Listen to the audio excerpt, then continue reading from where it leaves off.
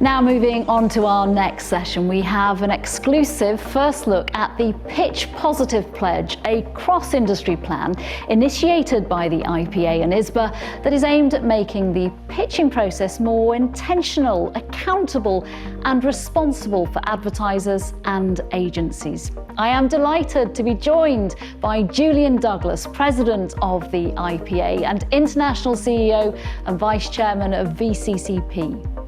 Andrew Loudon, Director of Agency Service at ISBA. Simon Gunning, CEO of the Campaign Against Living Miserably, CALM. And Kate McGee, Editor of Management Today. Welcome to you all. Thank you very much for joining us this afternoon. Julian and Andrew, if I can start with you first, please, really to tell us what the Pitch Positive Pledge is all about and why it's needed right now. Excellent. So at the IPA, I set a 10X agenda, which is all about making the most of this discontinuous moment, this inflection point that we're all living through to tackle the perennial problems that we face in the industry and in society. And today is all about building a better industry. We've seen that we can only tackle these big challenges by acting together. We can't succeed acting alone. So we've seen that with the IPA, ISBA and the Ad Association coming together for Ad Net Zero to tackle the climate crisis with a commitment to make that industry real net zero by the end of 2030.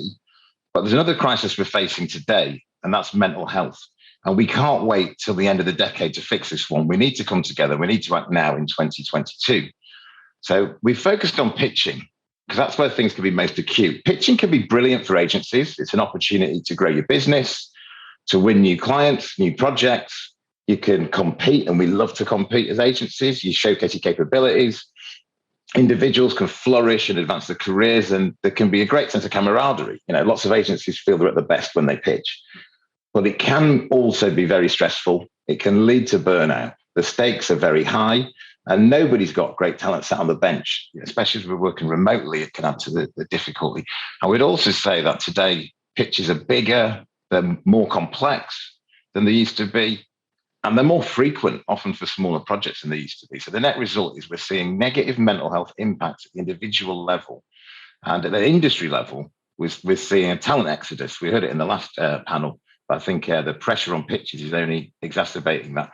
So the Pitch Positive Pledge is a cross-industry plan to improve the agency selection process for pitch, to make it more intentional, make it more responsible, and make it more effective with better outcomes for people and the businesses involved.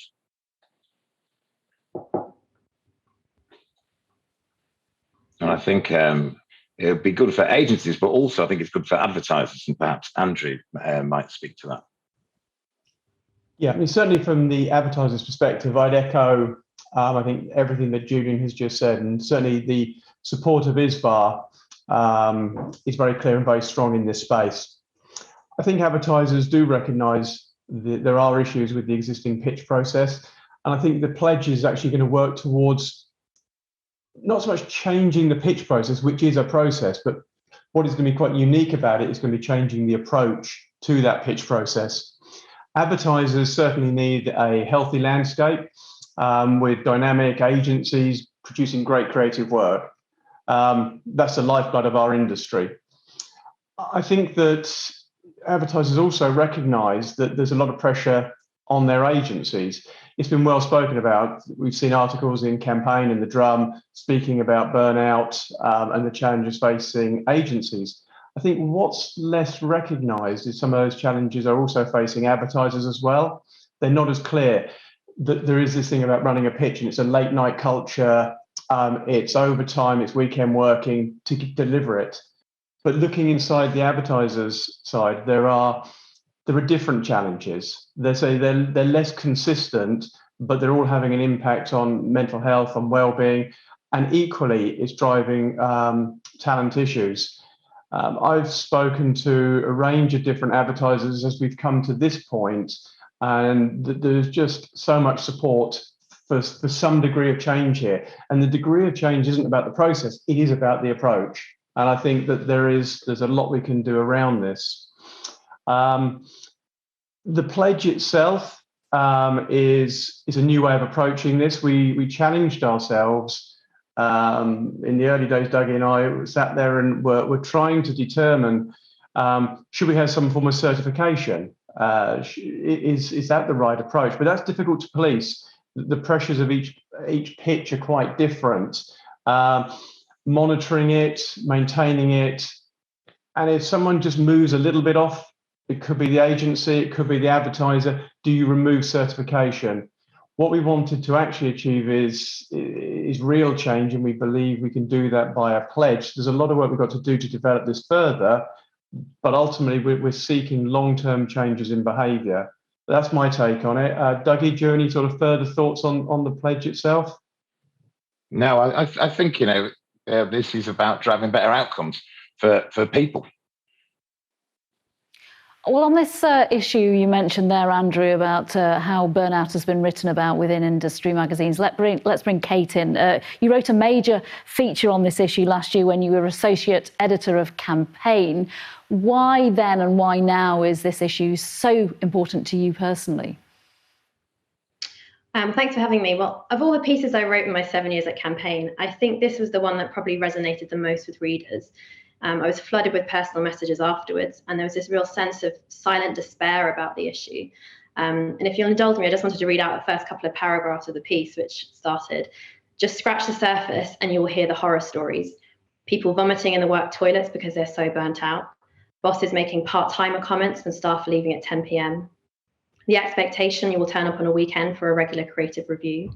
An executive creative director standing on a table at 3 a.m. the night before a pitch, screaming at everyone. People no longer making plans with friends or family because they know they will have to cancel. Others working at the hospital bedside of sick children or dying relatives. Women choosing to freeze their eggs or have fewer children because they don't think their job is compatible with a family. And then more tragic consequences for those who have struggled with the pressure. And so it's time for Adland to wake up. There is a collective delusion that regular weekend working and evening hours, usually prompted by a pitch, are an acceptable price to pay in pursuit of agency success and fame. But if achievement comes only at the expense of the well-being of your staff, built on unpaid overtime and non-existent personal lives, it's an unsustainable business model and a moral and financial failure. And so, to be clear, we're not talking here about the occasional long shift or an intense period of work to meet a deadline.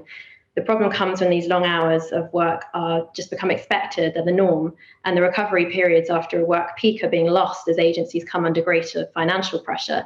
And it's that relentlessness that is burning people out. And it shows no sign of abating. I think Dougie mentioned earlier about this sort of shift to more project-based work. And I guess in an industry that sells hours, getting more hours out of your staff sometimes makes good business sense if we're being cynical about it. But you ask why it matters. There's the obvious moral argument and the human impact of such practices, which I'm sure that Simon can speak to and I've just mentioned. But for those more sort of hard-nosed agency bosses and clients among you, it will harm your bottom line because at a basic level, the quality of the work will suffer. Agencies are going to increasingly struggle to hire and retain the best talent, and that's something that's just been mentioned in that previous session. Attempts to create diversity and inclusion in agencies, which is a proven competitive advantage, will struggle if you're going to demand long hours of all of your staff. Not everyone has the personal circumstances to be able to do that. Creativity will suffer. All the scientific research says you need breaks, and creativity does not work under pressure, so the work will get worse. And if clients squeeze their agencies too hard, they're going to create long-term problems because agencies won't be able to invest in staff training to ensure the next generation of leaders are rising up. So I think this is a good moment to have a reset, and let's try and rediscover the joy and inject some fun back into Adland and take better care of the abundant, creative, smart and talented people in the industry by not bleeding them dry. Yeah, I mean, basically going to work shouldn't make you ill, should it? And Kate, just even hearing one of those experiences from your readers, it is just really quite upsetting, actually. Simon, this is the point very much so to bring you in. Thank you, first of all, for setting up your brilliant campaign. I mean, wow, so needed anyway, but so needed right now in this industry and beyond. You did work in the ad industry yourself at some point in your career. What's your view on the state of mental health within the industry right now? Yeah, I did. I on both sides of the table, really. So I spent the majority of my career on the receiving end of the pitch, and a chunk of it on the other side too. I think the danger that we have with the established pitch process is that we definitely burning people out. I mean, unquestionably being expected to come in over the weekend, being expected to come in every night and stay. And it's actually what resonated really well was the part-timer comment, when somebody leaves at midnight. And it's this kind of gladiatorial behaviour which is passed down from boss to boss to boss to boss, and you learn, don't you, that the person that wins is the person that kind of negates human values as effectively as they possibly can, and kind of pummels everybody into a state of submission around them. But I think another danger as well with the adversarial nature of the pitch process can be that we create a toxic environment between the client and the agency quite early on as well. And we've all seen, haven't we, where an agency wins a pitch and comes to view that very much as a Pyrrhic victory in the future, because you just find yourself being smashed against the wall by a client which has established those kind of behaviours early on.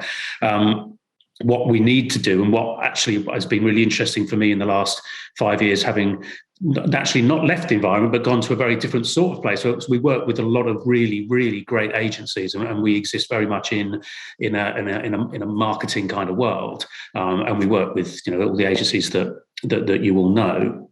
I have definitely seen a shift. I mean, especially the kind of the ones that really stick out are Adam and Eve, who are one of our agencies of record, Havas as well, in actively changing the culture, in actively trying to dismantle that kind of tough guy nature of the way that agencies have always been run, and the tough guy nature of the client relationship as well. So things are certainly with the kind of organisations we work with are changing, but I'd imagine there's probably some sort of self-fulfilling prophecy there, isn't it? They're working with Calm and stuff is changing, and it's probably there's probably a mutual selection process going on there.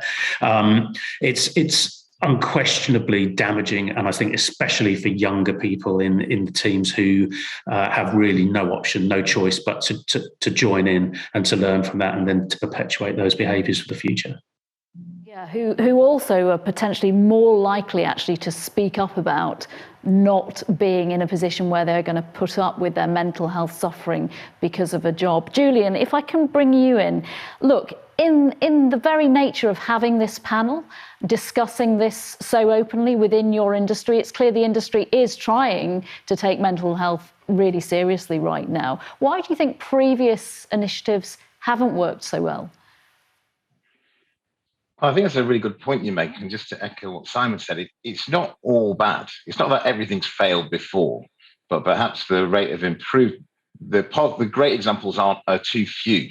So what we're trying to get here is there's this is a great book that was made, Finding an Agency. Everything in it is bang on. But a lot of the best practice guides, after a lot of diligent work that have been made previously, often the rules go out the window on a pitch. Often the exception, the pitch is the exception that breaks a best practice rule, but then that happens too often. So we will be doing work about how a pitch should be run, but I guess where Andrew and I have started on this, where ISBA and the IPA have started, is actually the first question before a pitch: do you even need a pitch? So I think looking at the why are we pitching is actually as important as the how do we pitch. And I think having that intentionality from the outset feels like a fresh approach. Also, the fact we're doing it collaboratively, that is new news. The whole point of today is about that. We just heard about the findings that we got for the first time ever from the All-In census. We can only succeed acting together. But I think there's a more societal part to this as well. I think, the pandemic's obviously been a dreadful thing, but one of the rare positives is perhaps people have started to see each other as people more. It's less client agency or boss and subordinate. We look into each other's houses. We see people. You see your colleagues' kids run past, or the cat, or they're in the bedroom. So I think there's been a moment in time, and that's why I'm really keen for us to act now. That gives it the urgency when we see each other as people, not just suppliers or numbers on a spreadsheet. I think there's also, and thanks a lot to the work of organisations like Calm, better awareness and understanding of mental health, of the implications on people that our choices have on people. And you see that with corporate level, companies now have commitments, ESG commitments they need to honor. So we're trying to make the most of that to bring it all together right now. But I guess, as the saying goes, it's always the right time to do the right thing. It seems clear to me that this isn't about banning the pitch in the process of the advertising world, but it's about thinking more carefully about when they're needed and perhaps when they aren't. Andrew, what exactly are you asking advertisers to do here with this pledge? With the pledge itself, I mean, we're not quite there with the final answer to the pledge. I think at this stage, as we launch the initiative, and my request would be first just be part of it. We are at the start of the journey. We're launching the initiative today, and I think almost Julie and I, we've been immersed in this. We speak very confidently about it. We are true believers in it, and it may sound like we have the answers, but we don't. We bring insight, we bring experience, but we really need advertisers to become involved. I've had some great feedback already. Advertisers I've spoken to want to be involved in this work, but we're going to need input as we go forward. We're going to have to run workshops. We've got to develop the content. We've got to develop the thinking. We're moving away from the process, and the booklet Julie referred to is a great piece of work, but it is a process. We're actually trying to change behavior, change approach, ask those questions like, do I need a pitch? And we certainly need the support of advertisers in working our way through this journey. Ultimately, the work and the quality of people involved in that work will lead to the pitch pledge. If we get it right, we will have something which is sustainable, which I believe will change the industry, and that's the goal that Julie and I seek from this, with the support of both agencies, advertisers, and the intermediaries as well. And how do you sell it to advertisers without using the word negatively? How do you pitch it to them? Why would advertisers themselves bother with this? I think the starting point is that there's just a great deal of belief that something has to change. We have all been working at home for the last couple of years. Pitches have continued. This is not an anti-pitch. So we're not trying to say an advertiser shouldn't be pitching, and the agencies aren't either. But I think everybody recognises that the healthy agency landscape benefits everybody. It is time consuming, and I'm speaking for advertisers. I recognise the impact on agencies, but it is time consuming within the advertiser environment. You put a lot of resources into this. There's a cost to advertisers as well, and I think it's a huge distraction for advertisers. You've got that piece where if you're going to ultimately move to a new agency, for months you're between two places. If you ultimately end up with your existing agency, you've been out of touch and not focused for a period of time. But again, we can't move away from the central pillar of this. Talent is an issue, and it's not driven by just the need for talent here. It's actually what drives this is the need for change. Advertisers are completely aware of the mental health issues, the importance of well-being on their staff, and the value is a happier staff. It leads towards the retention. It may have some top and bottom line benefits, but the real advertising, our industry is a human-based industry, and there's a new recognition of that. I think that's come out through COVID. Kate, if I can bring you in and to talk a bit more about COVID, in terms of how do you think in the industry it has really impacted people, the different ways of working that everyone has had to experience and endure as well? I think it's been a real moment of reckoning for many people, and sort of experiencing an externally imposed dramatic change to your life overnight will have an emotional impact on people. And I'm sure we're all bored of reading about the Great Resignation by now, but people really are leaving their jobs. And this is not just limited to ad land, it's across industries. There are a lot of people that are reappraising what they want from their lives after 2 years of kind of quite extraordinary living. And it's not to spend every waking hour at the office or staring at a laptop in their bedrooms on the most part. And I think that sort of the power balance has shifted in favour of the workers. They're walking away from jobs, they're demanding more for employers. And this is not just high salaries, because that's obviously the thing that's making the press and the news a lot, but it's about more purpose, more meaning. They're looking for development opportunities. It will be interesting to see what happens as the year of the squeeze bites, and whether that power will start shifting back again. But I think most people agree that there will be long-term behavioural implications from the pandemic. And I think in Adland in particular, the people that I spoke to for that feature said that once the sort of shiny distractions of office life, like the agency office life with free drinks, the lunches, the camaraderie of colleagues, once that was stripped away and they were left with the realities of this relentless hard work, they, quote, realised they fell for the fluffy stuff and that they, quote, were just part of a factory. So I think autonomy and a sense of purpose is driving a lot of the shifts. Many are leaving to set up their own businesses or go freelance. And I spoke to various headhunters who all said that freelance work was facing much greater demand over and above what would be expected from the redundancies that were made at the start of the pandemic. And those are specifically Adland recruiters. And so I also think for many people, and I don't have any evidence for this, but I think particularly in creative professions, their identity is quite wrapped up in their jobs. And so perhaps without those sort of reinforcing social structures around that, perhaps those ties have loosened a little, and people might be finding other outlets for their creativity and actually don't want to give that up again. Yeah, absolutely. Simon, in terms of mental health and specifically within the ad industry, but also elsewhere, there is no vaccine for the mental health pandemic.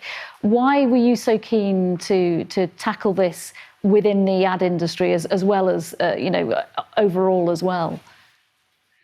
I guess proximity to an extent, working with lots of agencies as we do, we're able to help, and being able to help means we should.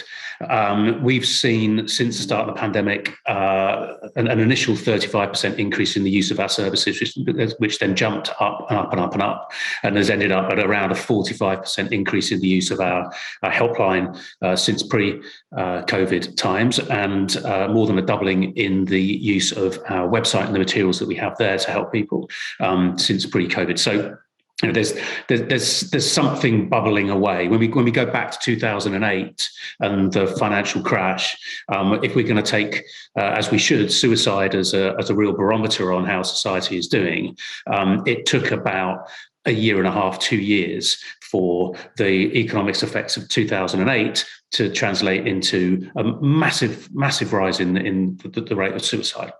And that was specifically around older men at that point. So when we couple what we've seen so far through the pandemic, and then we look at the squeeze, as Kate puts it, that we're going to be seeing this coming year, we can see that there's something really disturbing on the way. Probably.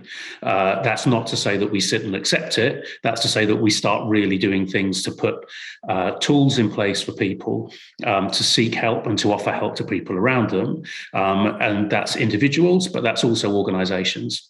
And that's organizational bodies that we're talking about today, but that's also down to agencies to start really kind of getting their house in order and starting to address not only with a view to talent retention, that's really, really important, but with a view to making the talent that we have happy and productive. What we found, for example, in the pitch process can be really, really good fun. You come together, you get that brilliant gang mentality, and we've certainly tried to perpetuate that inside Calm.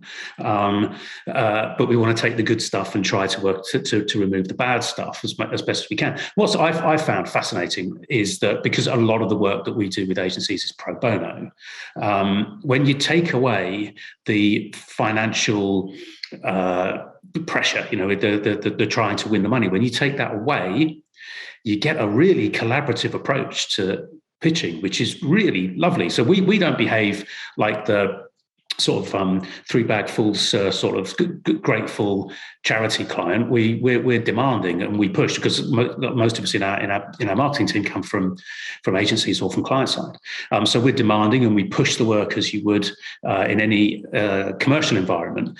But I'm not suggesting, obviously, we take money out of the equation, but when money is taken out of the equation, clearly agencies still need to pay the bills, and we're very much aware of that. So we're not demanding in ways which are unreasonable. But we get that our pitch processes are, I believe, and I really hope, really eye-openingly collaborative.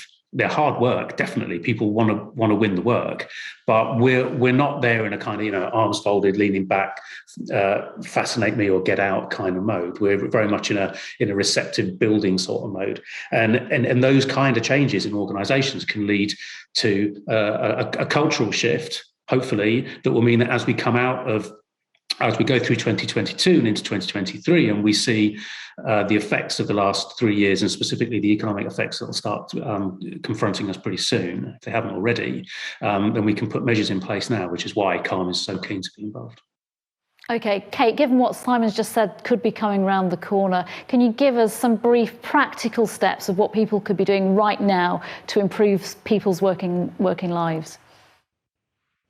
Yeah, sure. So improve pitch management is the top one, and obviously sign up to this pledge. I think what's particularly good about the pledge is that it's, you've got the clients and the agencies in the room together, and that's what's really going to make the difference, because agencies can't do it on their own. They really need the clients to help them on this. But there are things you can do internally to try and change that. So just be much more, start earlier, get the key people involved from the beginning. If you're a senior person, realize that you will hold up progress if you don't commit to a schedule. I think this is a lot about being just thoughtful and respectful of each other. Don't put set Monday deadlines, because it's implicit in that is the idea that you will finish it off over the weekend. If you're a client, don't call pitches over Christmas, over holiday periods. It's really obvious. Just be thoughtful about the human impact of what you're asking people to do. If you're an agency leader, be more selective and commercial about what pitches you choose to go for. Don't put the same amount of effort into every pitch, regardless of its importance. Now, I know that will be more difficult for some agencies than others, but really try and think commercially about it. Set healthy communications habits. Again, obvious point, try not to send emails late at night, use a schedule later function, be clear about what communications channels will be used for work purposes, so your staff aren't sort of receiving messages late at night on their personal channels. I think leaders have got a duty of care to proactively manage workloads and look after their staff. And I think that's been really shown in the pandemic. And step in when you see people under strain. And there was this kind of one particular example I had where somebody was working at their sick child's bed in a hospital trying to finish up a press release. And her point was, nobody told me to work then, but nobody stopped me either. So you have a duty of care to step in and help your staff. Can you be more imaginative around working patterns?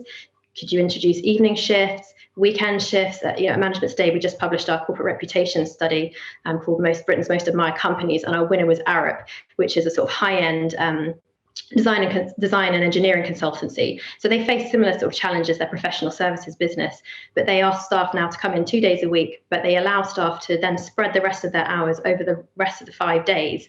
So that could include weekends as well if they want to, according to what works best for them. And they've introduced a COVID job code for timesheets so that people can use that when they're looking after sort of family when they need to. So I think it's just being kind of thoughtful about it. And then also just on an individual level, know when to stop. And I think when it comes to creativity, that can be really difficult. But perfectionism doesn't help anyone. And you need to make sure you're leaving time, particularly in a pitch process. You need to leave time to rehearse for a pitch and rest before that presentation to do your best job. So I think kind of reassess, it gets a bit philosophical, but try and reassess your personal definition of success. And it shouldn't be success at all costs. Oh, amazing, Kate. What a list of great tangible tips there for the audience listening. I think that's the key, isn't it? Chats about mental health can be quite nebulous. We need to get to actual practical solutions. Bringing you and Julian and you, Andrew, into this. In terms of this initiative that is being talked about today, what does success look like to you? Julian, if you can start, please. Success for me is conversations like the one we're having today. It's about remembering the people involved in the process and asking the questions of, do we need to do this? Can we do this in the most positive way? The outcomes, if we can just take a little bit of the pressure out of the system, if we get 25% of the stress out of the system, we'll get better outcomes for people and for business. So that's what this is all about.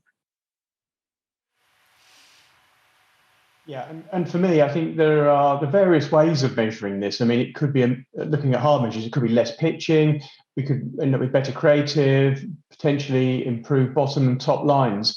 But I think the most difficult measure, the hardest one to track, and probably the most important, who's going to actually say if this work saves a life? Who is actually going to say we've kept a family together or we've improved an individual's purpose?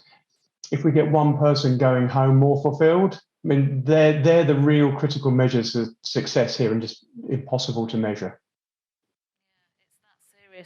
Julian and Andrew, just before we finish, I'd really like to know what the next steps are and how can people get involved with this pledge? Next steps are we'll be running a series of workshops. So people are very welcome to get in touch through IPA or ISBA, depending where they work themselves, with a view to hammering through the detail of the commitments you'll be making in the pledge, and launch it in Mental Health Awareness Week in May. Andrew? Yep. Yeah, I'd echo that. I mean, it's doing the work now. It's bringing it all together. I mean, I would say for the advertisers that have seen this today and will hear about it going forward, reach out to me. My email is on the ISBA website. ISBA is obviously a membership organisation, but if you're non-members and an advertiser and you'd like to be involved with this, again, just find my details on the website and we will get you involved one way or another. Okay, Julian and Andrew, thank you very much for that, and good luck with the project. Simon and Kate, thanks so much for all your sage words and your contributions to this panel. Absolutely enlightening. Thank you all. Thank you.